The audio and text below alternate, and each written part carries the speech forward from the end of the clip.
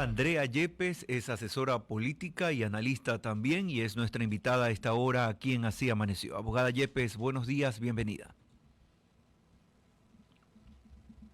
Si puede aperturar su micrófono para Buenos poder tener días. también su señal de audio. Muy buenos días, abogada Yepes. El debate de anoche ha revelado dónde buscan los nuevos votos tanto Luisa González como Daniel Noboa. En su criterio, ¿a qué punto ellos están ahora mismo intentando llegar? Definitivamente las intervenciones en el debate nos demuestran una clara intención de capitalizar el voto joven y esto tiene mucho sentido considerando que la población ecuatoriana de los 0 a los 39 años ocupa el 70% del peso demográfico, es decir, que son las cohortes demográficas más numerosas del padrón electoral. Sin embargo, lamentablemente, más allá del desempeño de cada uno de los candidatos, la metodología del debate no es compatible con las formas de comunicación que interesan a este tipo de generaciones, lo que ha dificultado todavía más para los candidatos el establecer conexiones o comunicación con esas generaciones.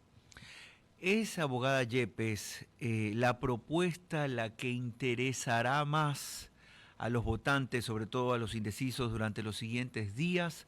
O más bien, es decir, la propuesta en el fondo, o más bien la forma en la que pueda llegar esta comunicación hacia ellos. Ambos temas son extremadamente importantes. Lo que se dice no está desligado de cómo se lo dice. Y eso es un asunto que sin duda le va a pasar factura en el postdebate a Daniel Noboa en particular. El haber utilizado el mismo tono de voz, el mismo lenguaje corporal para hablar de un asunto muchísimo más contundente que es la seguridad y su famoso proyecto Fénix de militarización de puertos, utilizar el mismo lenguaje corporal, el mismo tono de voz para hablar de este tema que para hablar de un bono de lactancia para las mujeres embarazadas, no tiene mucha coherencia cuando entendemos que la comunicación, especialmente como hablábamos para estas generaciones más jóvenes, en este tipo de comunicación tiene muchísima relevancia las emociones que se le impriman al discurso. Entonces, definitivamente vimos una candidata en el caso del correísmo mucho más solvente y mucho más contundente que la Luisa González de primera vuelta. No me gustaría comparar a Daniel Noboa con Luisa González en su desempeño de esta segunda vuelta, porque creo que son personalidades extremadamente distintas, pero definitivamente la comparación de Luisa González de primera vuelta con la de segunda vuelta le da a ganar. Estuvo mucho mejor en esta segunda oportunidad. No así, lamentablemente, Daniel Noboa, que tuvo un desempeño en primera vuelta que fue muy sorpresivo y que capturó muchísimo la atención, que logró ser conversación digital nacional por la cantidad de emociones que se imprimieron alrededor, no de su discurso, sino de la conversación que se generó después del discurso. Dudo mucho que eso pueda suceder en esta ocasión y estaríamos a la expectativa de ver cómo los equipos de comunicación procesan el debate que vivimos del día de ayer y traducen esto o le aplican efectos y otras particularidades para que el discurso pueda ir ganando un poco de emoción y logre la viralidad tan deseada para los candidatos. La discusión que se puede plantear sobre la mesa, abogada Yepes, es que la confrontación no es bien recibida por una determinada audiencia. Sin embargo, un debate sin confrontación también pierde emoción. Es decir, los candidatos fueron de alguna manera muy estratégicos para evitar caer en el juego de la discusión y empantanarse en ese sentido, o al final eso precisamente es lo que les va a pasar factura. Creo que hay una incomprensión clarísima de la clase política y también de los candidatos sobre las nuevas formas de comunicación. Y esto no es una teoría que se esté inventando recién ahora. La teoría de la sociedad teledirigida de Satori está en vigencia desde hace décadas.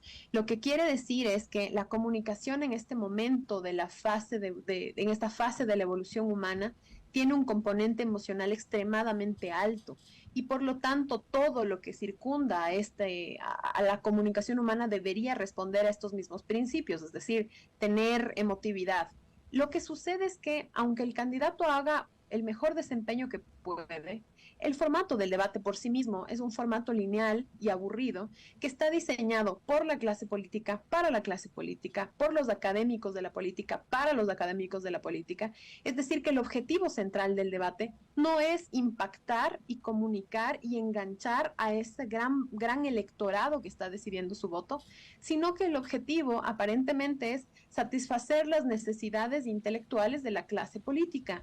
Y mientras eso no cambie, mientras la comisión de debate, que está conformada por gente muy respetable, no tenga participación de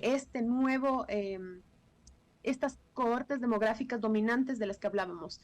Es decir, mientras la media de edad de quienes conforman el comité de debates siga siendo superior a los 39 años, vamos a seguir teniendo este tipo de debates que no entienden o que no están alineados con las nuevas formas de comunicación. ¿Cómo puede ser posible que en la comisión de debates no esté considerado gente que pueda aportar con ideas que corresponda a estas generaciones? Quiero saber si solamente una persona, una sola, de la comisión de debates está considerada dentro de la generación de centennials, es decir, que tenga de 15 a 29 años, una sola persona.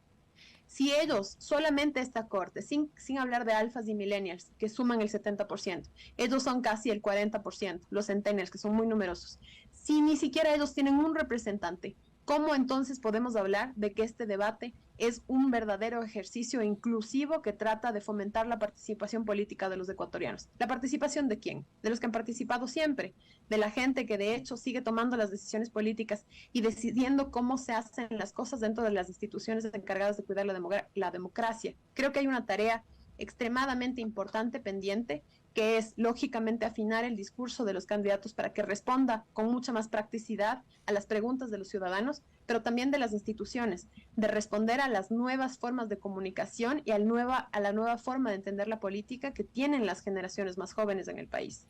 Abogada Yepes, queremos agradecer su participación aquí en Así Amaneció. Ha sido la abogada Andrea Yepes, asesora política, con una visión muy clara respecto a lo que ocurrió anoche en el debate presidencial entre Luisa González y Daniel Noboa. Seguramente una crítica también muy directa de parte de la abogada Yepes a la conformación del comité que en definitiva es el encargado de establecer ejes y preguntas en particular hacia los candidatos. Son las 9:52 minutos, seguimos aquí en Radio City.